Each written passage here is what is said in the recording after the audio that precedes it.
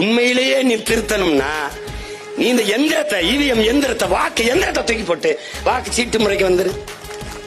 எப்படி போலி வாக்காளர் வருவான்? எப்படி வருவான்? நான் சொல்றேன் தவறு. நான் கொடுத்திருக்கேன், படம் போட்டு காட்டிருக்கேன்.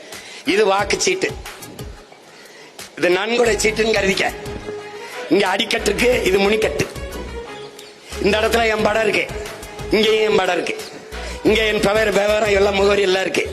இப்ப நான் கைரேகை வச்சுட்டேன், நான் கையெழுத்து போட்டேன்.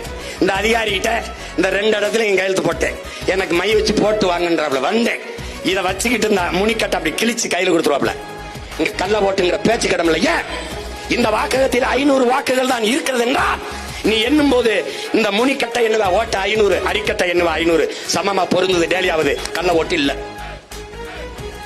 சரிதானே? நீ வா, இது திருத்தம், சிறப்பு சீர்திருத்தம். இதை செய்ய மாட்டேன். ஏன்? உனக்கு அறிவு கிடையாது.